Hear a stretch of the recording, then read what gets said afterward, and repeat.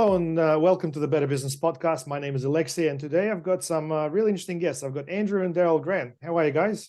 Hey, good. How are you, Now, Alex? I'm good. And look, it's been a long time since I've met you guys. It would have been close to 25 years, or maybe a little bit over that.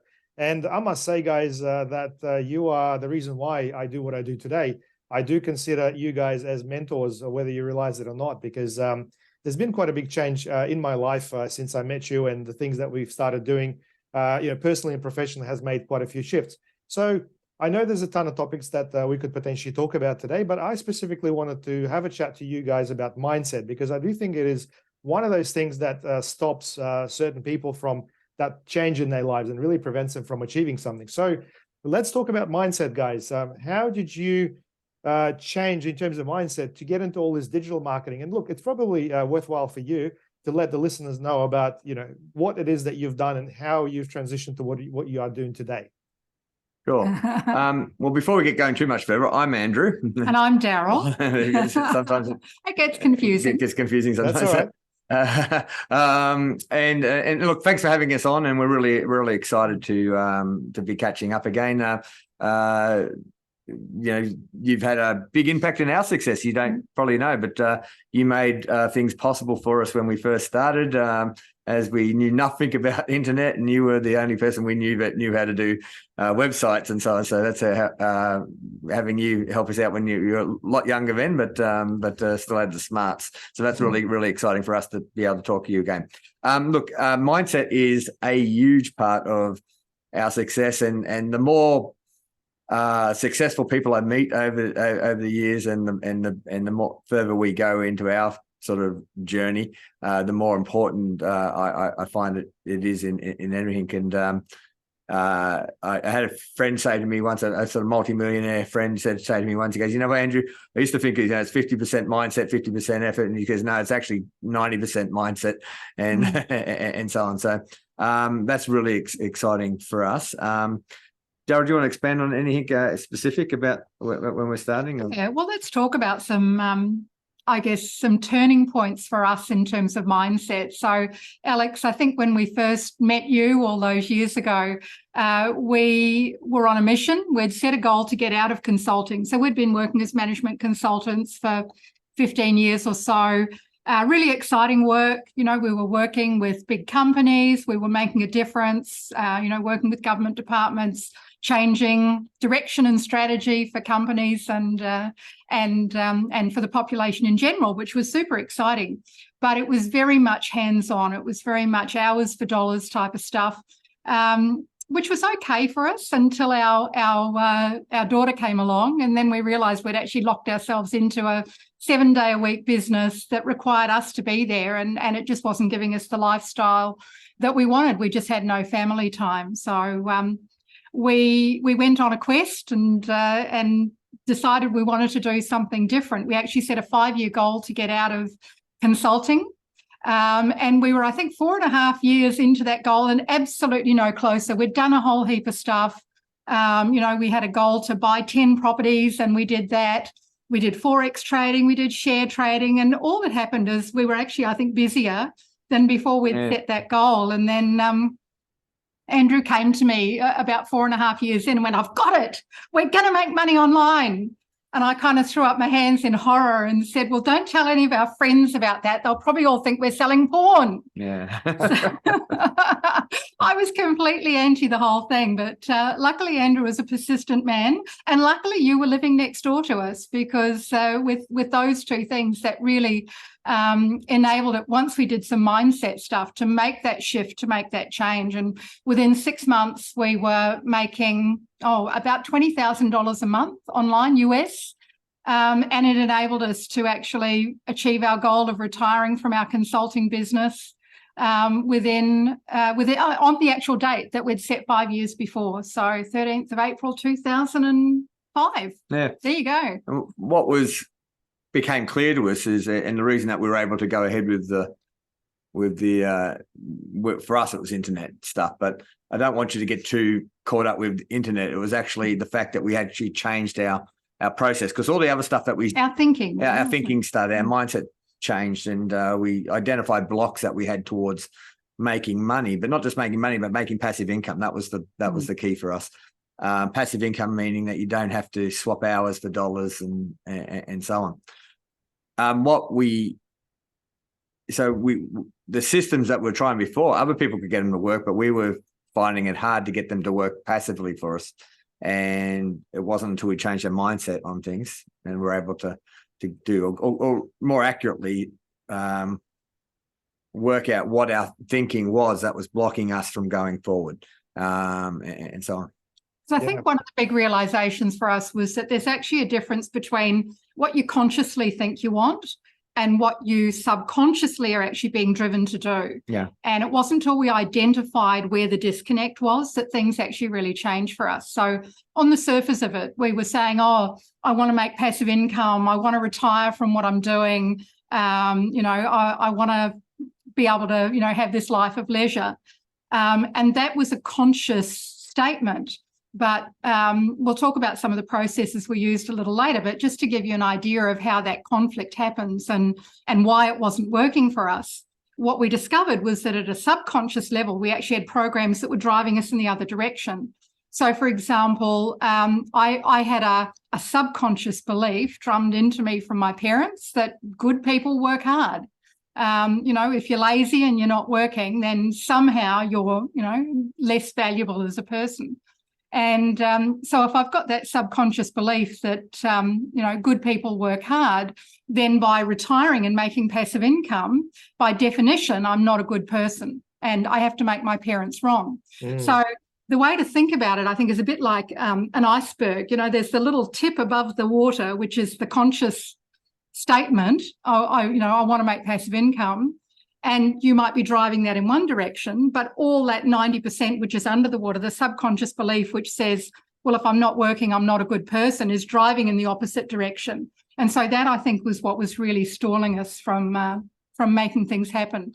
The other subconscious belief that I found that I had was that I was getting a lot of my self-worth from the consulting work that I was doing, working at highest levels in big companies and in governments. It's you get an ego boost out of that, and it's nice to have that, to think, wow, I'm making a big difference here in a lot of people's lives. And so again, conscious, oh, I want to stop doing this consulting work. Subconscious, driving in the opposite direction, saying, oh, but what am I losing if I stop doing that? And so I think recognizing that sometimes there's a difference between what you consciously want and what you subconsciously really desire, I think is a big one.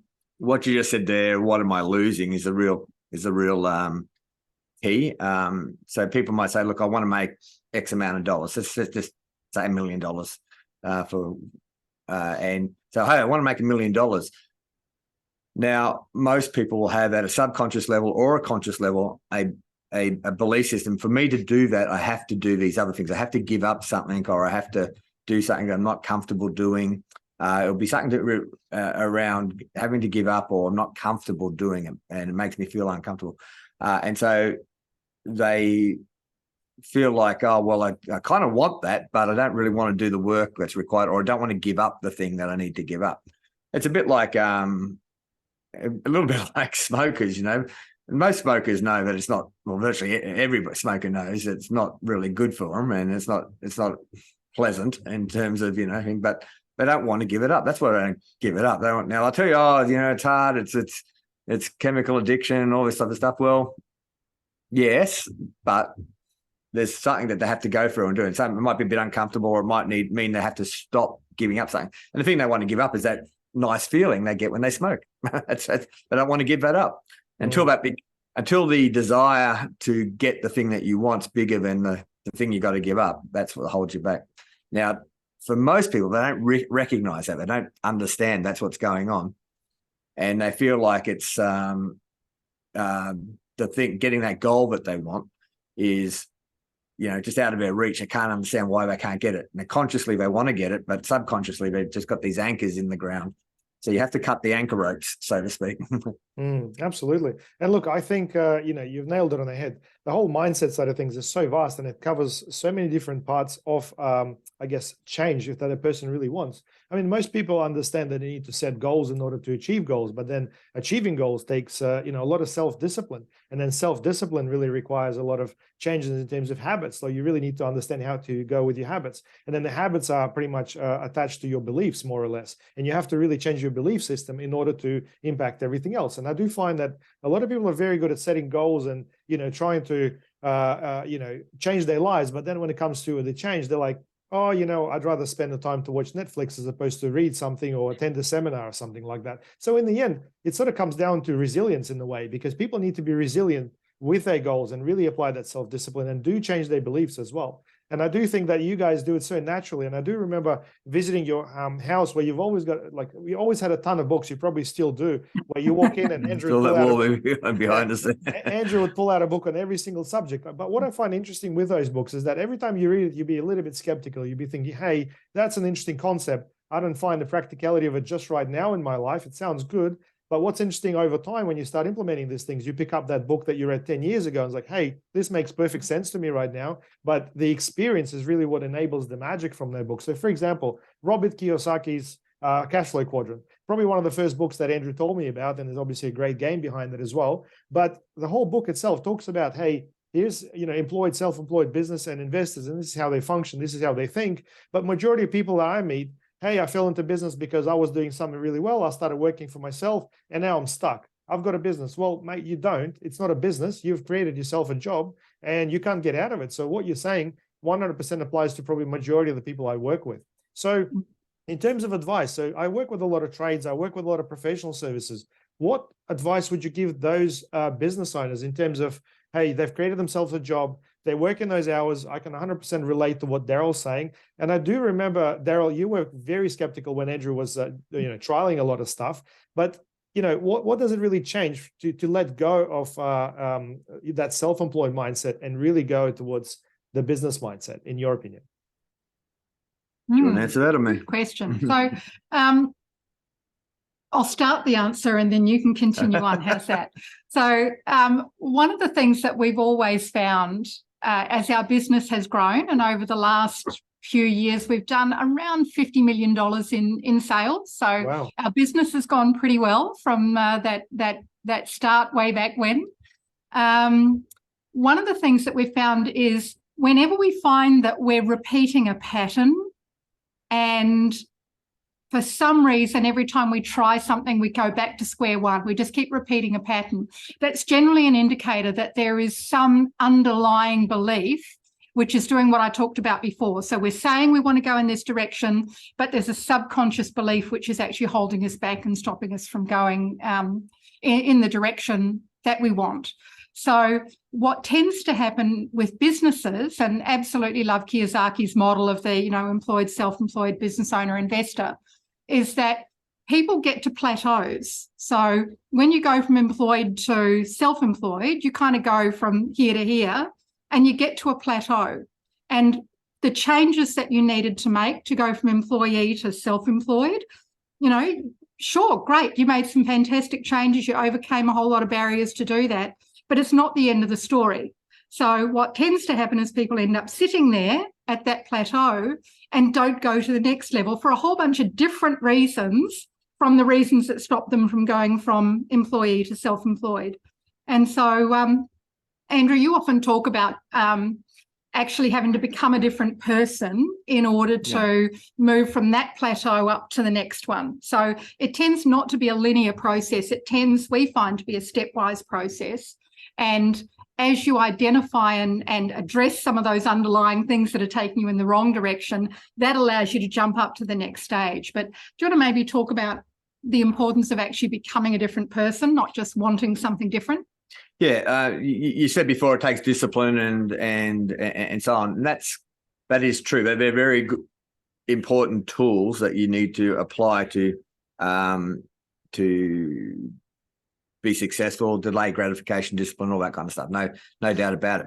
However, for long-term change, you can't rely on discipline and so on, because what you and anybody who's ever done a diet will know this. Or most people who are health and let me ask a question for the listening audience. Have you ever done a diet?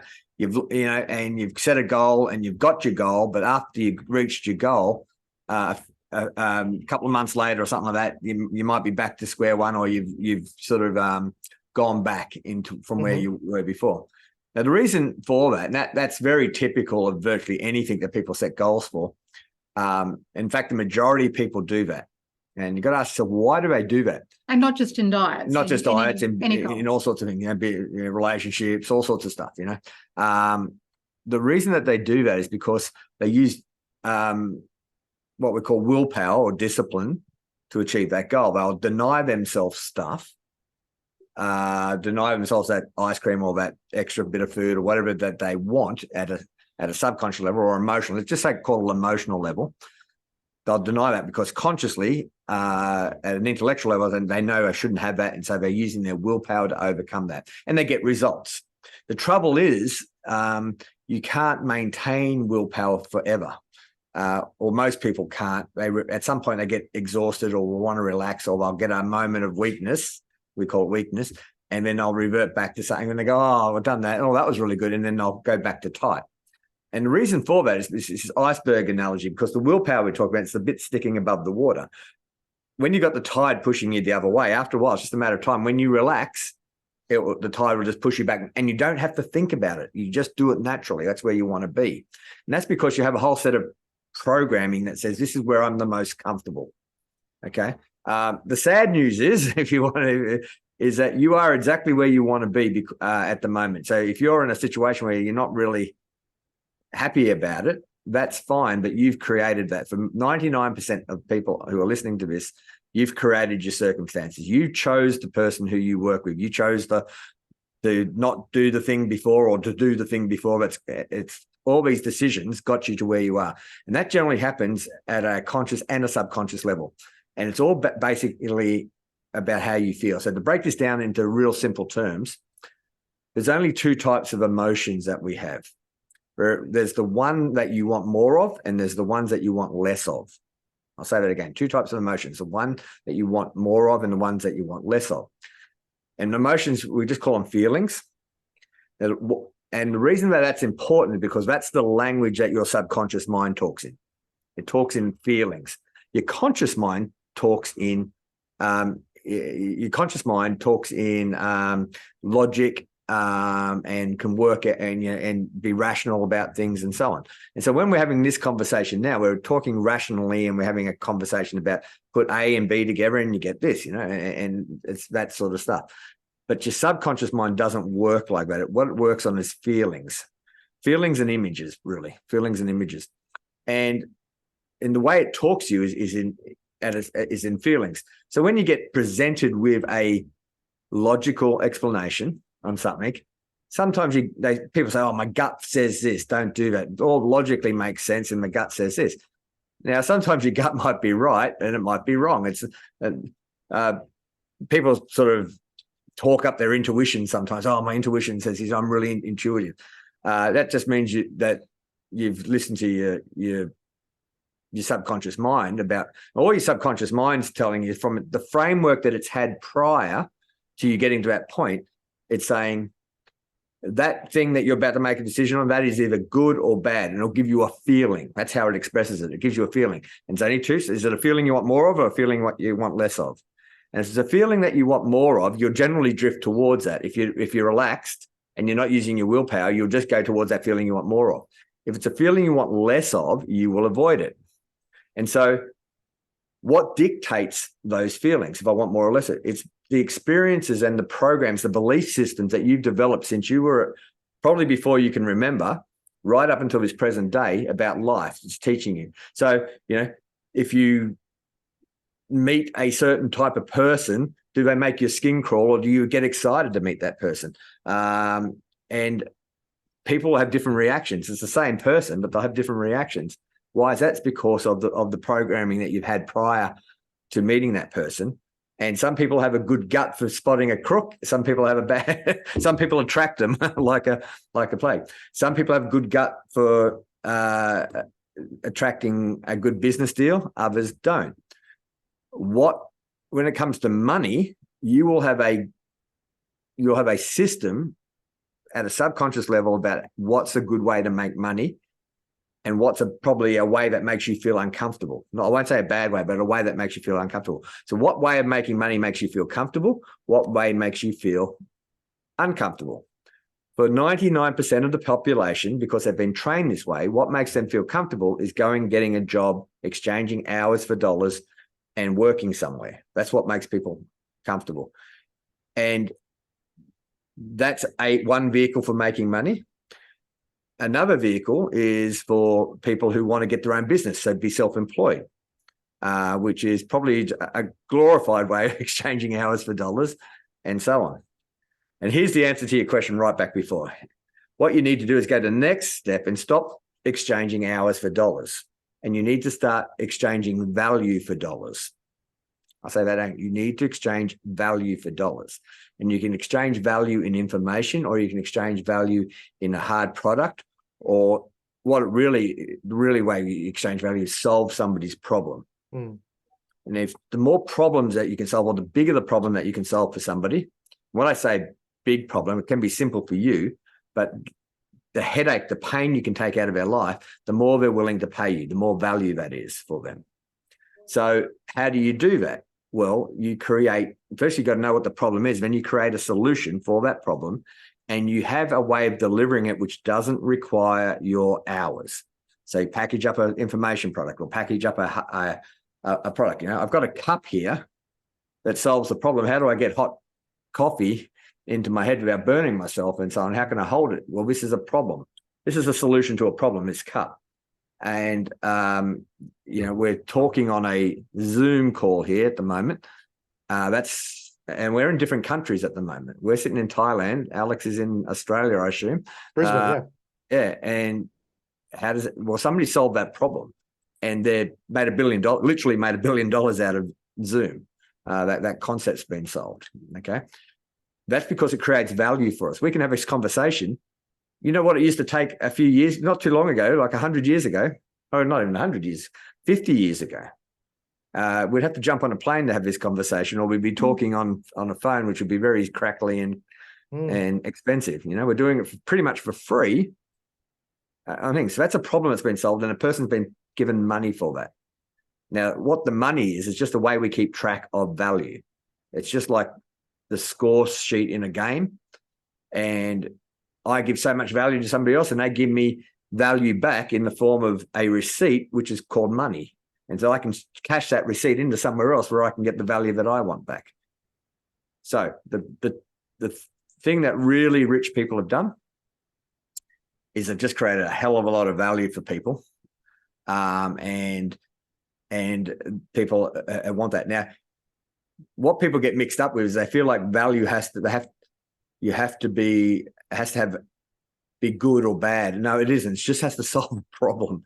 And that's why you can create value for somebody in dark areas, and you can create value for people in really wholesome, good areas. It doesn't really matter. Money doesn't care. It's just what's the value that somebody gets in their life. So hopefully that makes sense. Am I making sense there? I don't know if that's coming across. 100%. I think, you've gone pretty deep on the whole thing. And I'm not sure if you realize, guys, but since 2007, my business has been called Your Easy Web Solutions. So, it's actually right there. So I do remember you explaining that to me a while back. The issue now is my business has gone through quite a few transformations, and we're a digital marketing agency. We do a lot of Google stuff. We still build websites, but Your Easy Web Solutions doesn't quite reflect the whole thing. So listeners, please make sure you think harder than that. And, while I love the word solutions, don't call a business just around the one thing if you want to scale it. Anyway, guys, well, that's awesome. You've gone really deep, and I really appreciate that you've explained the logic behind the things. And I think, making a change often happens planned, but more often, it probably happens without planning, where an external factor influences someone. And I really want to sort of maybe just touch on the whole side of things when it comes to failures and mindset, because I do get quite a lot of people, really being afraid to fail. And I think the whole mindset of being afraid to fail is really what prevents a lot of people from success, as crazy as this might sound. So what's your take on that? Wow, this is a good, really critical part of success. and something you need to understand. If you want to succeed, you must fail. Failure is a part of the success formula.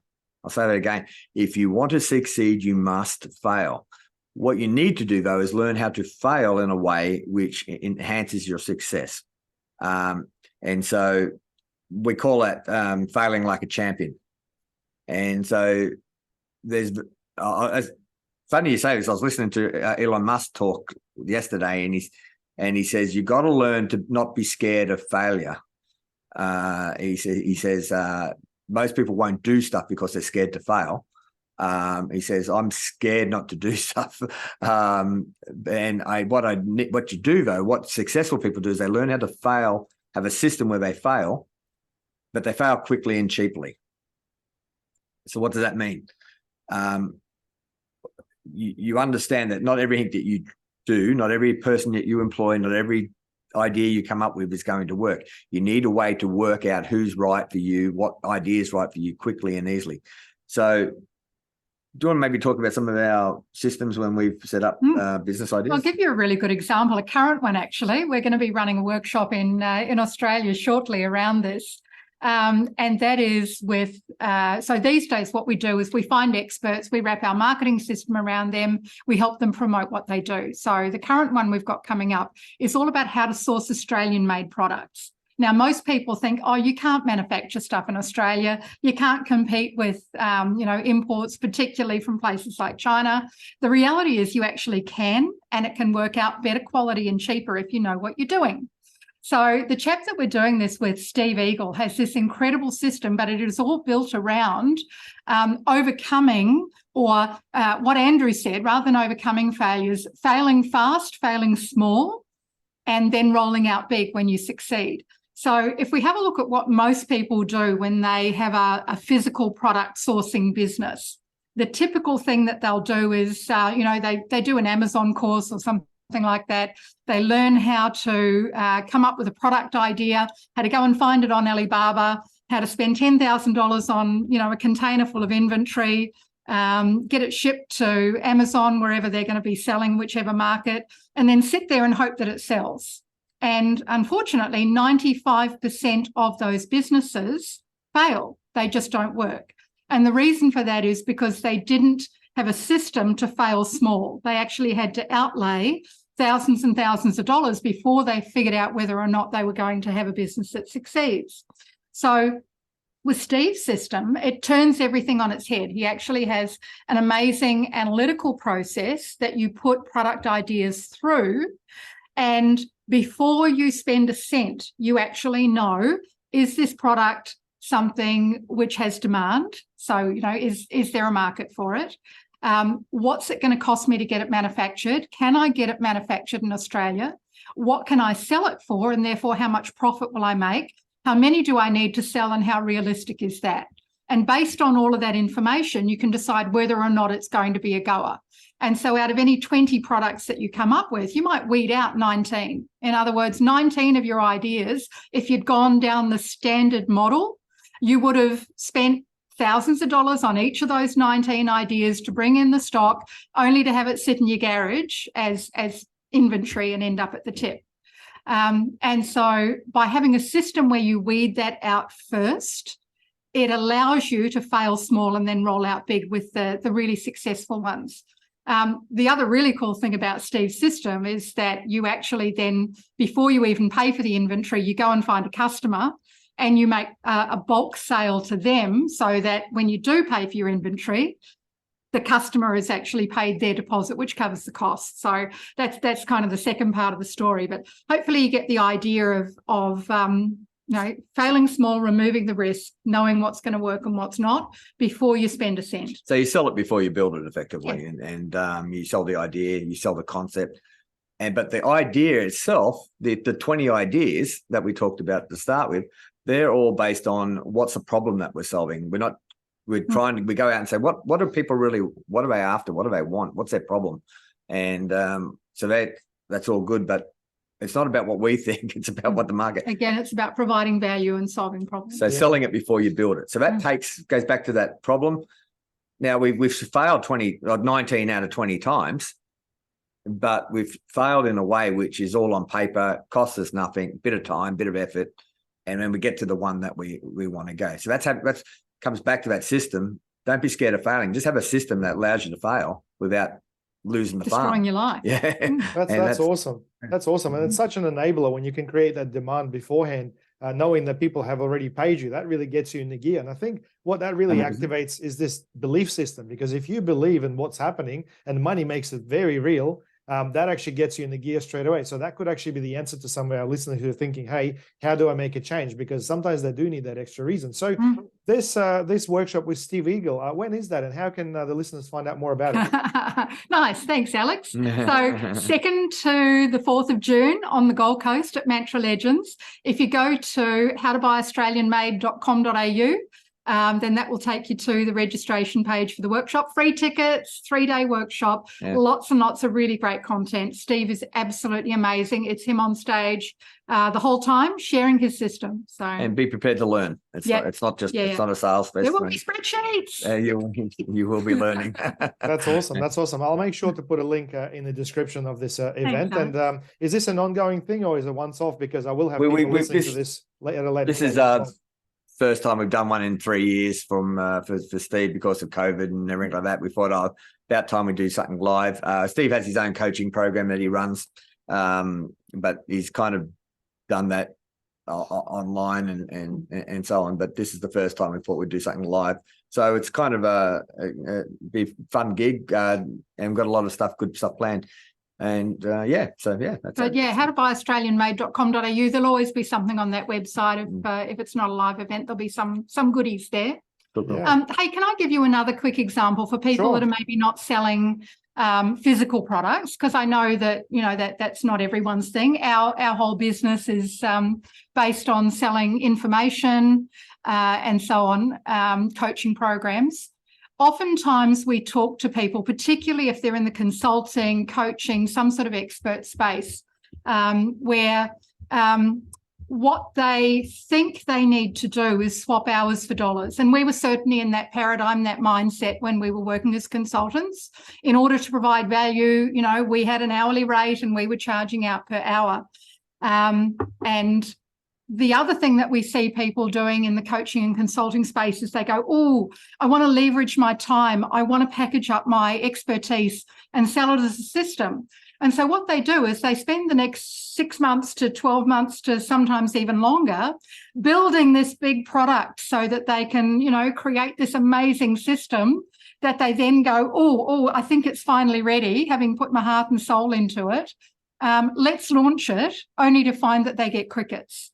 So again, our whole system is around reducing risk, minimizing the cost of failure, because failure will happen. I absolutely guarantee it, by selling it before you build it. So with any of our coaching programs, what we do is we design it, we sell it, and then once people have bought, indicating that we've hit the mark, then we build the program. Now, we talk to a few people who go, oh, you can't do that. That's that program going off. The program fires off. You can't do that. That's not right. It doesn't exist. That's wrong. Yeah. Well, have a think about it. You are selling something which you're absolutely going to deliver. I'm not saying, take their money and then, oh, that was nice, bad luck. You're selling something which you are going to deliver. But the way you deliver it is you actually roll it out in a process where you deliver it live. So for a lot of our programs, we might be selling a $10,000 or a $20,000 or $30,000 coaching program. A large part of that program will be built after people have joined, as, for example, live group webinars. Now, that actually produces a better product than if you sit, in your office for 12 months building a product in isolation. If you build it with the input of clients, you are always going to come up with a much better product. They tell you what they want. They tell you where the gaps are. They tell you what else you want. You will always build a better product by doing it that way rather than doing it in isolation. What it means is that we can actually launch a brand new business within, just trying to think what our record is, 3 weeks. And we can go from 0 to a 6-figure income within a month or so, We have multiple times created 7-figure businesses within 12 months using that system. Yeah. Well, so it works. I wouldn't have believed it if I wasn't a part of it. And look, this process 100% I can relate to. And for those who are listening, Andrew and Daryl initially started with ebook websites, and the process was exactly this. We used to run this survey sites to get customer input on the actual topic that they basically wanted ebooks to be on. So we could actually, problem? Yeah, to basically identify the problem and then basically future-proof it, if you like, based on that feedback, and then create a product specifically to that.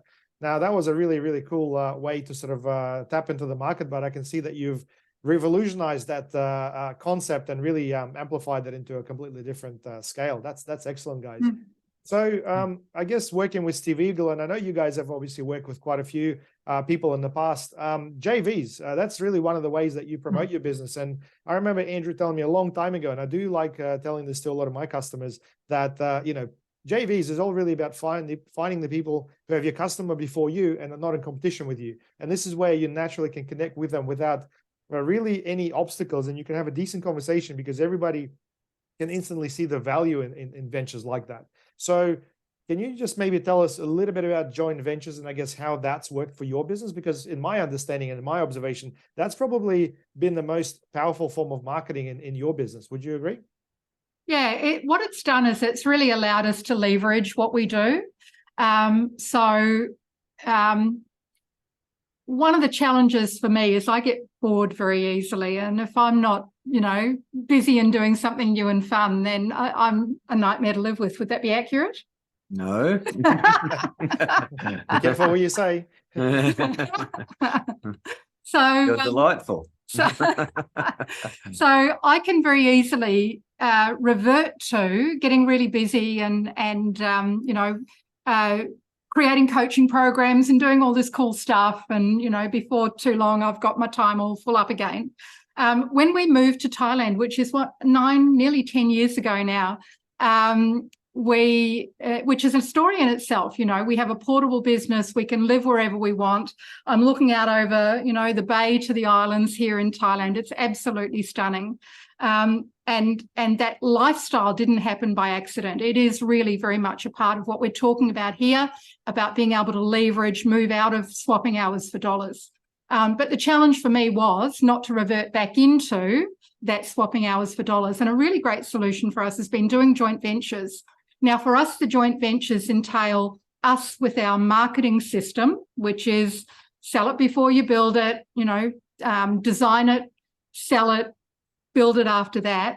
But instead of us being the experts, we find experts that we wrap our system around. So we knew nothing about product sourcing when we first started working with Steve Eagle, but we knew how to sell his concepts. So, Steve's absolutely genius at what he does. What we often find with geniuses is they're good at what they do, but not necessarily good at teaching what they do. And so our system is about packaging up people like Steve and marketing them. We do the same thing with Kerry Fitzgibbon, with Facebook, with Greg Vinyl, with Podcasting for Profit. There's a whole heap of people that we've worked with in a whole bunch of really interesting areas. People like Ben and Sherry Jones with their Youth in Business program, helping teenagers to become financially free before they finish school. Lots and lots of different ones that we've worked on. But for us, the joint ventures are really about having those complementary skills, I guess. We've got the marketing, they've got the expertise. We have a very structured, proven system that we wrap around anyone's expertise, and then we just simply go halves in that business. So for us, it's very leveraged. It gives us the lifestyle that we want, living here on the beach in Thailand, and doing what we want essentially with the time and the money. And that for us is the definition of freedom. That's excellent. That's music to my ears. Lifestyle design, love that sort of thing. I do remember Andrew telling me about Tim Ferriss's 4-hour work week, but back then it all sounded like a bit of a phony, to be honest. But when you sort of look at it now, it is really quite a guide or a recipe, if you like, that you guys have implemented quite successful. So that is awesome. Now, if anyone wanted to find out a little bit more about you or wanted to reach out directly, what's the best way to sort of contact you? Is there a website or is there a particular way people can reach out? These days, we tend not to work one-on-one with people. As I said, we have all these other businesses that, like Steve's one and so on. But if you go to andrewanddarylgrant.com, you will find a few bits and pieces there. I'll put something up on the website. How's that? So that anyone who's listening to this, if you want to get in touch with us directly, if you're an expert and you like the idea of building a 7-figure business in the next 12 months and it looks like there's something that we can do together, I'll tell you now, we do not take on everyone. We get far more offers to work with people than we actually take on these days. But, I'm always interested in new fun projects and we do have a very structured system to do that. So andrewanddarylgrant.com and feel free to contact us through that. We'll see what we can do. That's excellent. Well, look, guys, I really do appreciate the contribution to Better Business Podcast, because for me, getting a podcast with you has been on the books for quite some time. And I think that picking mindset as the topic is definitely a good way to go. For those business owners who are listening, I do think that your job is really more to do with inspiration, motivation, and education. And hopefully you got that from this podcast by listening to Andrew and Daryl, because there's really quite a lot of insights here. And hopefully we made some pretty good references as well. Guys, really appreciate your time and really do appreciate to get you together on this call to record a podcast. Thank you. Thank you very much. Oh, thanks for having Alex. us. Awesome to catch up. Thank All you. right, guys. Well, for anyone enjoying this podcast, make sure you subscribe on YouTube and you also hit the like button on whichever platform you're watching. And if you got any suggestions for speakers or you want to reach out to any speakers, comment below and make sure, to get in touch. Ciao. See you later. Bye-bye. See ya.